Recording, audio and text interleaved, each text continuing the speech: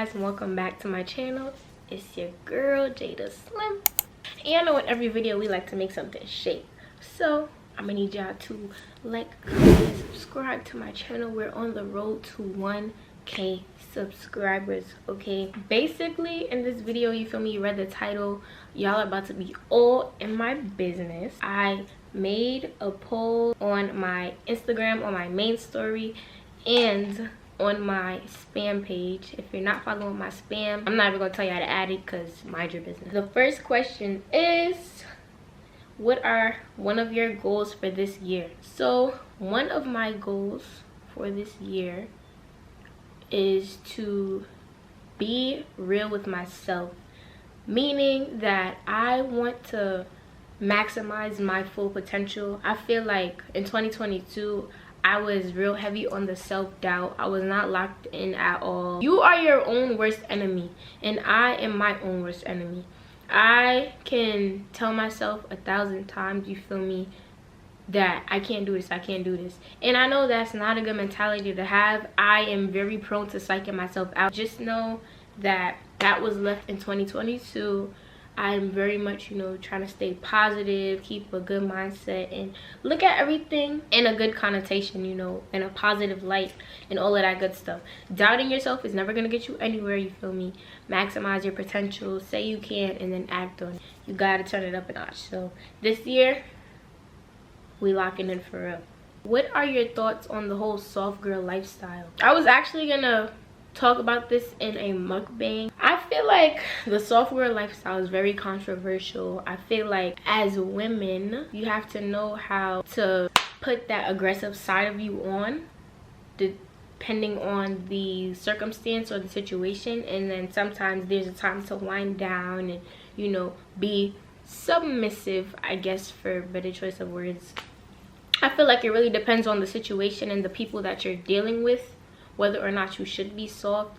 I don't think the soft girl era is like a real thing, honestly. Like the whole flowers and stuff, me personally, like I like receiving things like that. That's not being soft. Like that's just like your partner treating you, or you treating yourself. You don't have to be in a relationship to be a soft girl. Yeah, I feel like it's the meaning in the name that's being tied to it doesn't really make sense. Like I feel like being a soft girl has become more of an aesthetic rather than a lifestyle, and people are trying to live up to what they see on social media rather than what being soft really is. And I will touch more on that in another video. What are 2 things a guy can do to win your heart? First of all, I am not a game, so you can't win me personally, but I would say any advice for somebody who is trying to talk to me or get to know me or date me or whatever, I am big on trust. I'm big on, you know, you holding yourself to a higher standard, because if you don't value yourself, you're not going to value me. You have to be very confident in your masculinity, confident in yourself. You know, I like alpha males, but you can't be overly confident either. Like don't be a narcissist, because I've met narcissistic people and that's not cute. I also think another thing is consistency. I love consistency. I'm a stickler for that. So if you're consistent and you're honest and you're doing everything else that I like, you can't go wrong. But there's way more to me than consistency and honesty. It's a lot, but I'm not gonna do too much because I have more questions. What made you lock your hair? I locked my hair 3 years ago on December 11th, and I locked it because I've been wanting to lock it since I was little, but my mom wanted me to make the decision for myself when I got older to lock my hair. And when I got older, I finally locked it. I was tired of like not knowing what to do. It was just a lot to deal with. My hair, it's really thick. It's really thick and it was manageable, but I was tired of, like, I would get tired of styles very quickly, you know. I would have braids in for like 2 weeks, and once they turn fuzzy, like I don't want them in anymore. So it was just little things like that that would bother me. I like how locks look. I like how they feel. I like how they hang. Like everything about my hair, I am completely infatuated with it. So I have no regrets. I got it because it's easier for me. It's low maintenance. Exactly what I was looking for in hair. So I did it. How and when did you start your lock journey? So this is just like the question before. I started December 11th, 3 years ago. And how I started with coils. There are a few ways that you could start your locks. I'm pretty sure it's 2-strand twist, coils, and something else. You could get lock extensions, which is a cheat. So if you have lock extensions in your hair right now, I don't know, that's like a ick of mine. I don't support lock extensions, only because you're cheating the process. And it's like the people who actually like grind to get their hair. My hair is really long now. Like I've had my hair for 3 years. I will insert a picture of how I started and insert a picture of how it looked last year. And I haven't had a picture of when I washed my hair most recently, but it's like mid upper back. So my hair is really long, and I feel like to cheat the process, it's like you don't even really have locks for real. You have fake hair in your hair and you're telling people you have locks. That's insane. But I'm not gonna speak too much on that. Where do you see yourself in 5 years? In 5 years, so I'm a freshman in college right now. In 3 years I would have graduated, so 4 years is my complete college bachelor's degree. In 5 years, I guess a year after I've graduated, I would see myself interning for a company that has to relate with my major. I want to work for somebody within my major so that I can get that exposure, because I do need to do that for the major that I'm doing. I also see myself flourishing in the YouTube / public influencer arena. I definitely want to branch out and make a name for myself, not only as an athlete but as an individual. I want to try to go to the Olympics. I want to try to go pro. I want to, like I said, build my influence on YouTube, because I feel like I have a very large influence, and one day it will be recognized. And I'm not going to stop making videos just because I'm at 700 something subscribers. You know, there's people out there that can make 1K subscribers in a day. I'm just not one of those people. You know, sometimes you gotta work a little harder for the things you deserve, so that when you actually achieve them, it's like, dang, you looking back and you like, I worked for that. You know, that feels good. To know that you didn't get it easy, it feels really good. In 5 years, I see myself doing very big things. You know, I should have a car by then. I'm probably still gonna live with my mom after college. I honestly don't have anything against people who move out right after college. If I'm financially stable enough to do so, I will move out. But if not, I'd rather stay with her for like a year or 2, 3 if need be, and save my money so that I could buy the place that I feel like I deserve for myself. I don't want to move out and be paying outrageous prices for rent or paying outrageous prices for a mortgage, when I could save my money and buy a house that is suitable for me and that I deserve for my 4 long and hard years in a college institution, busting my behind, running and all. So you gotta think smarter, not harder. Save your money. Don't be a dummy. What is your most fun moment in the first semester? My most fun moment in the first semester had to be the day that me and my friends first got lit outside. Like, we had so much fun. And when I say got lit, don't read too much into that. Just mind your business. Just know we got lit. We had a time. We had a time behind one of the dorms outside. It was early in the semester and it was really fun. You know, we saw a stick bug. I'm gonna insert the picture of the bug. Well, it's a video actually. But yeah, that day was really fun. I feel like that day we actually, like, we really warmed up to each other.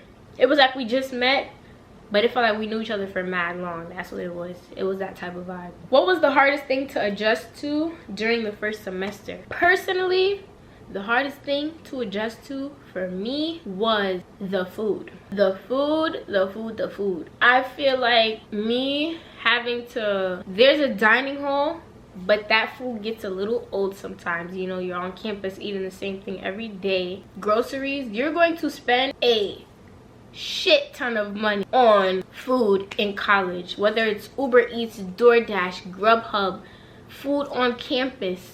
Okay, groceries from Target or Tops or supermarket, whatever supermarket is near you, Food Lion, whatever. Like, you're gonna spend so much money on it, it's not gonna be funny. It's gonna be actually sad and shameful, because you wouldn't be spending that amount of money on a regular day, but you're a college student now, you feel me?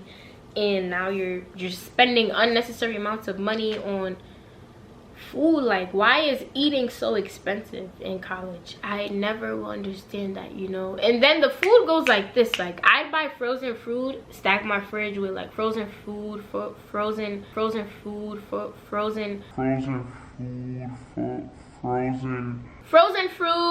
I keep saying fruit. Frozen food and frozen fruits, because I made smoothies and stuff, and the juices would go like this. The waters would go like this. My ginger ales, everything would be gone in like 2 weeks. And it's just like, it's only me in my room, so where's the stuff going? Why am I drinking it so fast? So I had to learn how to eat and drink in moderation. Especially me being an athlete, is like, you know, buckle down on your diet a little. So yeah. Somebody said, why is your butt so big? Respectfully, I don't know. I don't know. I personally love my physique. I feel like it's perfect for me, especially me being an athlete. Again, I keep bringing up the athlete concept because it kind of ties into my entire life. I can't have a enormous, gigantic,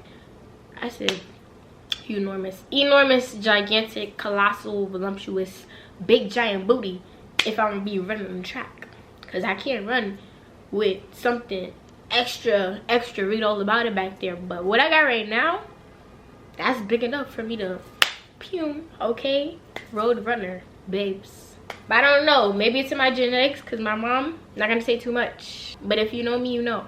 Somebody asked me what are my goals for 2023. Since I already named one in the beginning of this video, I don't want to list too much of them like I said, but I definitely want to reach 1K on YouTube, because I've been doing YouTube for almost 3 years now. I'm not going to talk about college because those goals are very much personal. This year is personal for me, so not speaking on my goals for college. I definitely want to hit a 4.0 though. That I will say. I want to hit a 4.0 GPA or 3.8 or higher for this semester. I also want to travel more. I want to up my wardrobe, up my sneaker collection, just, you know, dress a little more my age. You know, I'm about to be 19 in August, so I want to start dressing more maturely, for a better choice of words. What study habit worked for you? So I actually barely studied first semester, and again, that showed. I would say for me though, when I did study, what works for me, initially in high school, I would try to use flashcards.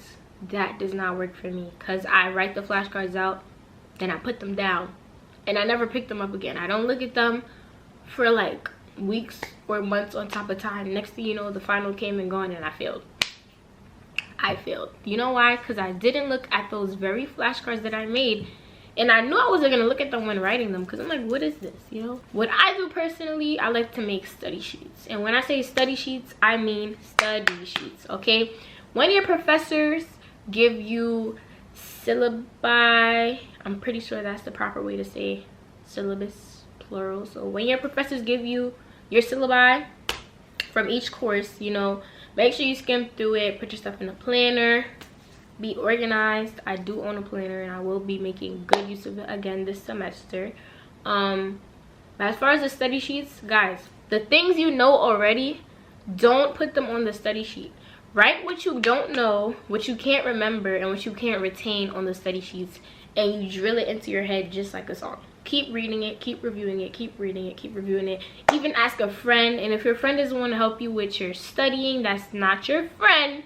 because your friend's gonna want you to pass your courses, okay? I used to think that studying and homework time was kind of similar, and it's really not, because I said, oh, like I did my homework, I studied. That's not studying. Doing homework is to show the professor that you know the content in the class. Homework really is just reinforcing what you learned for that day or that week, or that month. Tests reinforce what you learned in a unit. So you could sit there in class every day and do the homework, but if you fail the test, you're either one, a very horrible test taker like me, or you're not retaining anything, and it shows in the grades. So that's just me. If cards work for you, index card away. If study sheets end up working for you, then make sure you go in the comments and say thank you later on, because I put you on. Hidden gem. What is your dream place to visit and why? So I do have a list of places in my phone that I want to travel to between this year and the end of 2024. So I have 2 years to go to all of these places, and I feel like that can very much be done under the right circumstances and with the right mindset. I put Santorini, Greece, Ocho Rios, Jamaica, Anguilla, Aruba, Turks and Caicos, St. Kitts, Trinidad, because I rarely hear anyone say that they're going to Trinidad for vacation. So that's what's making me want to go even more. Tulum, which is in Mexico, DR, Dominican Republic, London, Italy, the Ivory Coast, the Maldives, Dubai, and Ibiza. I want to go to all these places by the time that it hits December 31st, 11:59 in 2024. I should have gone all these places. Why do I want to go to these places? Because I love to travel. I have made it like a little, I guess, promise to myself that I want to go to 50 states and 50 countries by the time that I'm 50.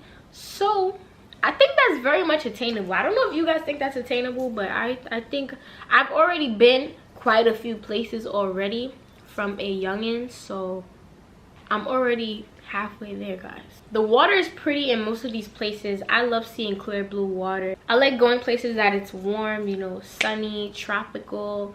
I like, the cuisine in different places.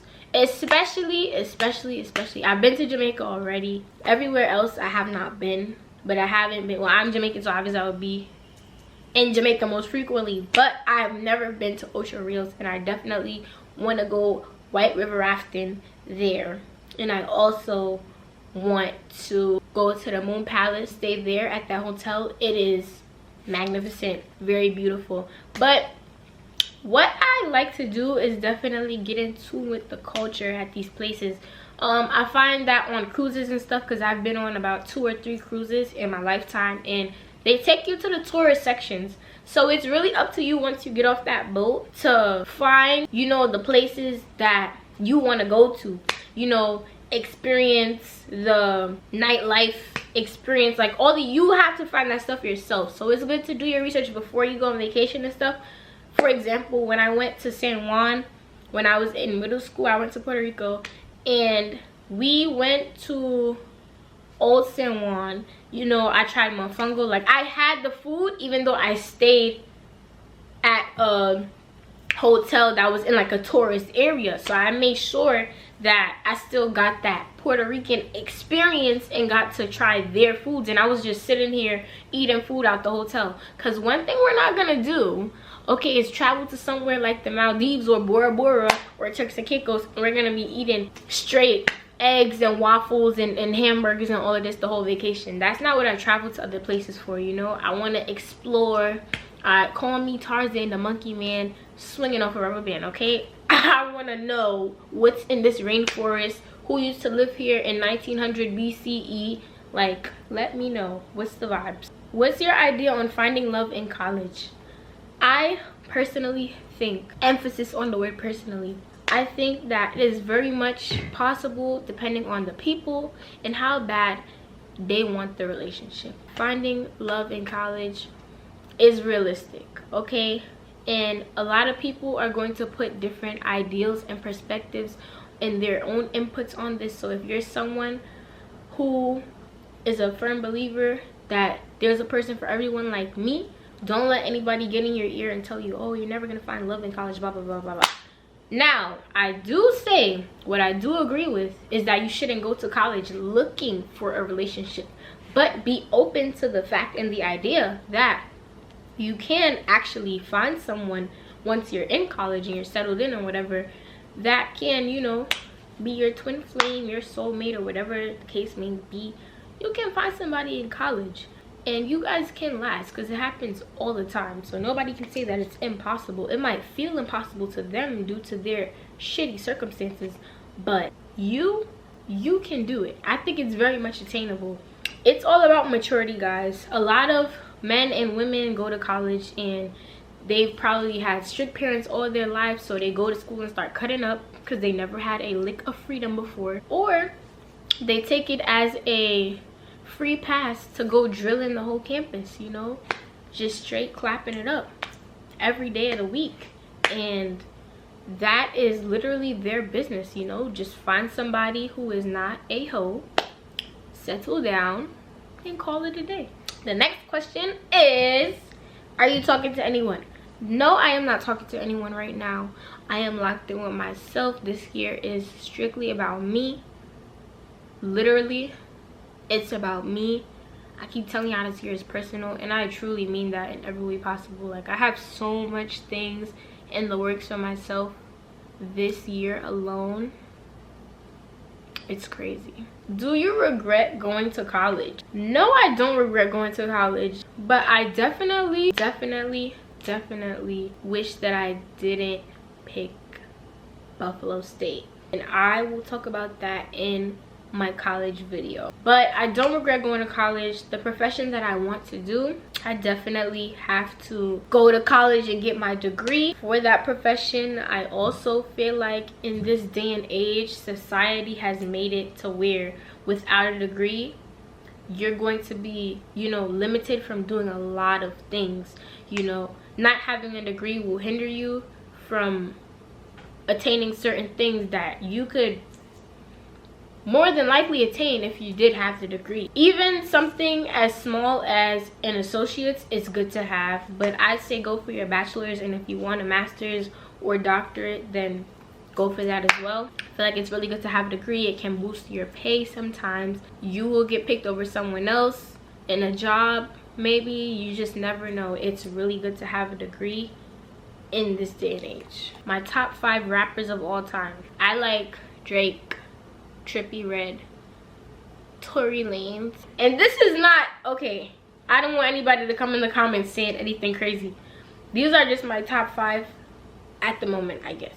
I don't know if you guys would consider Tory Lanez a rapper. Okay, Drake, Trippie Redd, X definitely has to go up there. XXX. Tory Lanez is gonna have to go up there too. I say Jay-Z. I'm trying to think of the rappers that I keep in my rotation, but I don't have like a favorite. If I could pick one, Trippie. Love him. What is my major and what are my goals towards it within the year? Right now, my major is psychology. I am going to be switching my major because I don't want to be a psych major. That's not something that I'm very passionate about. I actually want to be a sports broadcaster or commentator for ESPN or any one of the big sports networks. So yeah, and the fact that I'm a woman, I feel like it would make me stand out even more. I love to talk, as you guys can see, and I love sports. And initially going into college, I wanted to do something within the sports arena. It was narrowed down to sports commentating, being a sports agent, being a kinesiologist, which is like a sports physician or a sports physical therapist, or being an athletic trainer or something like that. And I feel like this is the most suitable for me. You know, it's very normal to change your major. I'm gonna talk more about that in the college video, but as far as what I'm going to do as a means to achieve it this year, I can't say too much. And I know you guys are probably getting annoyed by me saying that I can't say too much, but I truly cannot say too much, and I refuse to go against what I believe in. So just know that my major is not going to be changed until next year. This year I'm still completing my prerequisites because I am a freshman in college. So these are like your general education, aka gen ed classes or courses.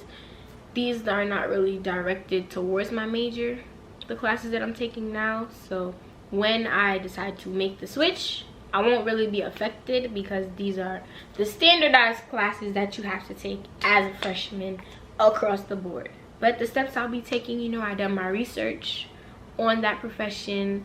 I've been looking into internships and, you know, what it takes to become this person, how much they make in different states, you know, the salaries and all. So I've just been doing my little own thing behind the scenes to make sure this is something that I want to do, and it is. How is your major going to be helpful in the future? Personally, I feel like everyone's profession that they choose in the future is not always going to be something that benefits other people, but it's more so for the individual aspect. Now, me personally, being a sports commentator is not going to have any effect on anyone but the sports people whatsoever. I feel like it would, I guess, boost the ratings of whatever network I work for. It would give the athletes or whoever I am doing the commentary for more of a larger audience, more engagement, you know, if I bring more attention to them. As far as the impact that it would make on the US or like a nationwide thing, there is no global impact. If anything, personally, I would try to make people, you know, aware that a woman too can work in a male dominated field, because I definitely feel like there's a lot of men who are commentators for sports related things, and it is okay to be a woman and still be the alpha. You can be an alpha and be a woman.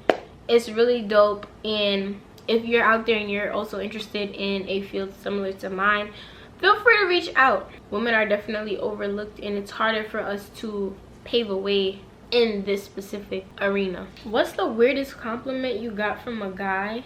I get a lot of weird compliments and statements. It was something about, oh, the weirdest compliment I ever got was a pickup line. It was, "Are you from Tennessee? Because you're the only 10 I see."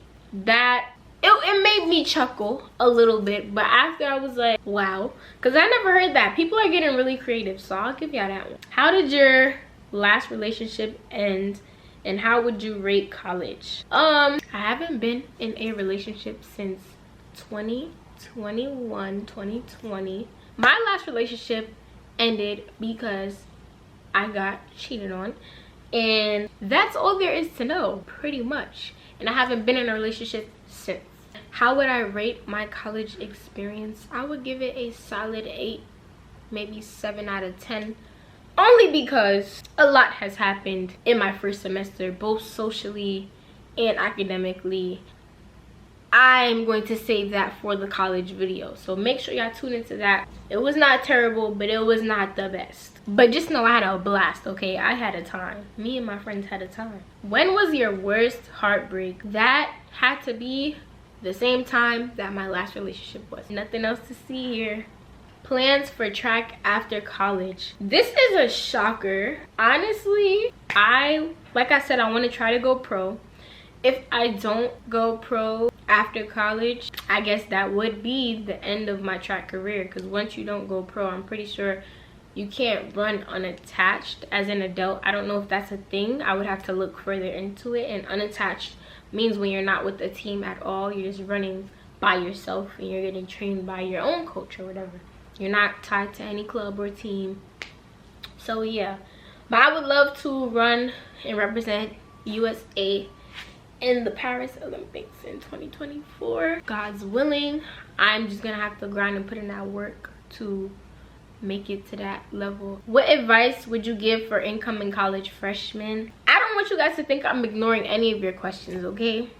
But these are questions that I already have written down for my college. Like, when I tell y'all I have everything sketched out, I typed out my outline for my college video, I'm gonna try to hit all of these questions. So I really was trying to refrain from answering anything pertaining that in here. But my advice to you is to be yourself, stay focused, study, have fun, and be safe. What made you want to start YouTube? So I started YouTube almost 3 years ago. April or May would make 3 years. It's been like 2 years and some months now. I've always wanted to start a YouTube channel since I was little, but I never had the means to do so. And I feel like I said this before, when COVID happened, that gave me the time that I needed to actually sit down and start my channel, find a name, you know, get an intro. And my very first video was the first YouTube intro that I've ever made myself, and it looks horrible compared to the intros that I have now. So yeah, I've came a long way, and I don't make my intros now. My good friend does for me, and I love her. So if you're watching this, thanks boo. But yeah, I wanted to start because I feel like I want to be your outlet. Whoever you are watching this, sometimes watching YouTube videos can make you feel warm inside. They can make you laugh when you want to cry. They can make you, you know, laugh when you want to die. I want to be the person that people watch to bring them out of a dark place. I want to be a comfort YouTuber for literally everyone, you know. I want to show you guys things and teach you guys things, whether it be how to work out, how to cook, how to pass your classes when you're failing. Not saying I fail, because I ain't failing classes. My mama don't play that, okay? College costs money. But, you know, things like that. I just want to empower everyone, not just women, not just children, not just men, not just older people, everybody. I want to empower everybody through my videos. Like, I want to make people happy. I want you to look at my video and smile the whole way through. I don't want you to get sad.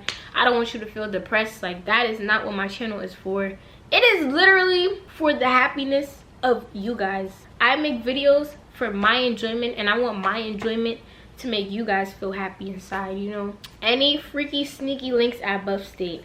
I don't do sneaky links, so absolutely not. There was none of those. There will be none of those, and there's just nothing to it. I don't do sneaky links, because one thing about it is, if you're talking to me, people gonna know, okay? People gonna know. Ain't no sneaking around nothing. You're not about to hide me, because I'm not a secret. Does your Brooklyn boo know about the one in Buffalo? Unfortunately, I don't have a boyfriend or any type of relationship or tie to anyone in Brooklyn. So yeah, and then I don't have any relationship or tie to anyone at my school. So of course they wouldn't know about each other, because there is nobody to know about anyone else. I am single. I am not talking to anyone. There is no love triangle, no throuple, no threesome, no nothing.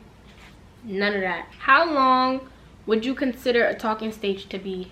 I feel like it definitely depends on the people. Personally, I feel like before there's a talking stage, there should definitely be like a solid friendship or some type of foundation before you two decide to start talking.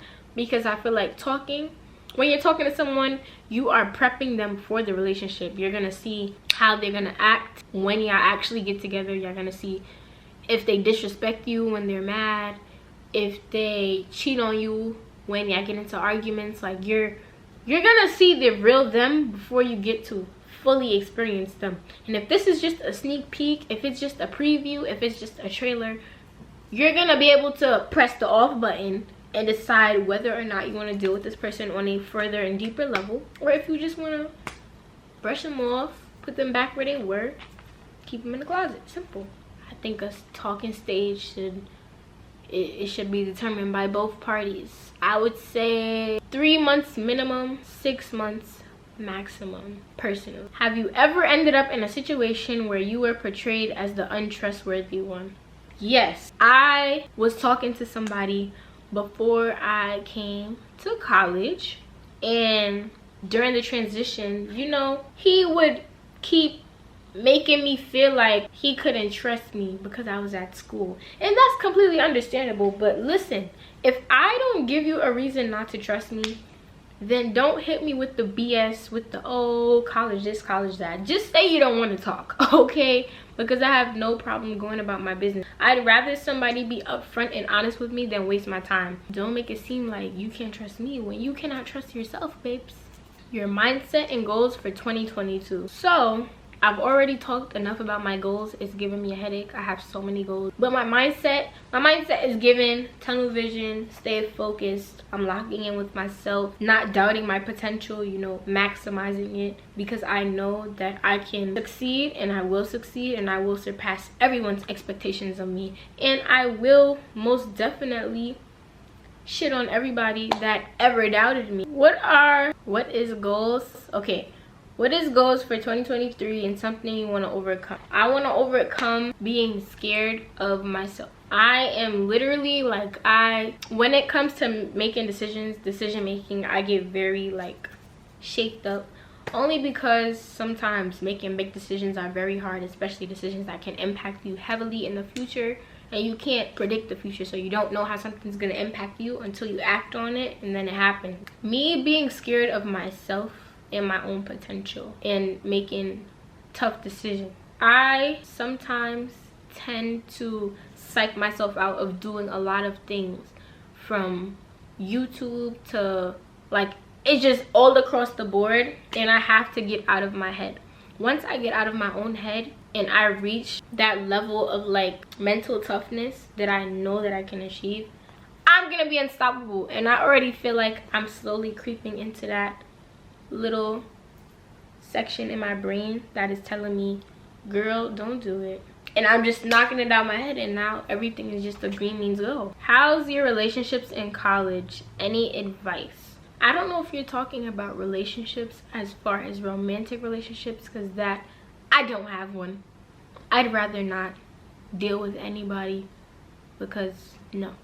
As far as friendships, I'd say that I have a solid group of friends that have not switched up, thankfully, and I appreciate them for that.